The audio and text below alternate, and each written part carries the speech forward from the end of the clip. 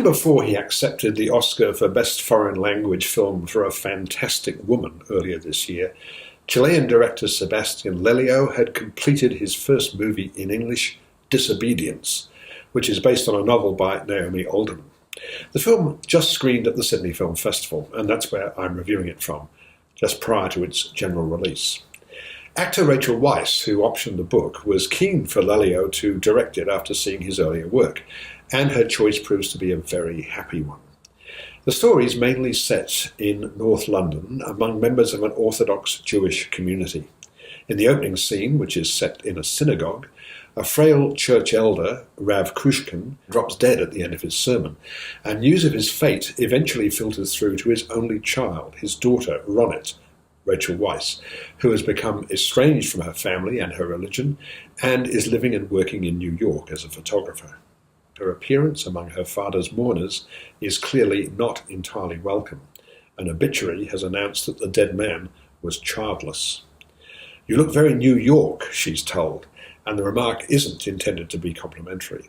She certainly stands out when compared with the other women in the community with their traditional artificial wigs and placid attitudes. Gradually we learn the reasons for Ronit's exile. They had to do with her close relationship to both David, Alessandro Nivola, her father's protege and presumed spiritual heir, and schoolteacher Esty, Rachel McAdams, who, unknown to Ronit, has, during her absence, become David's wife. What distinguishes Disobedience from lesbian films like, for example, Todd Haynes' Carol, is the context of the ultra-patriarchal society in which these two young women are so passionately drawn to one another.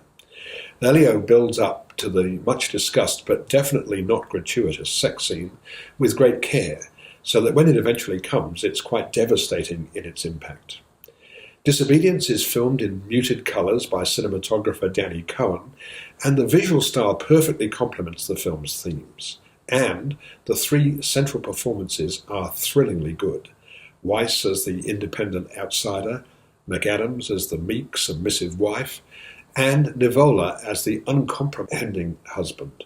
The latter makes a particular impact as the religious leader who's forced to learn some very painful truths about his wife. I'm giving Disobedience 4 stars. It's pretty good.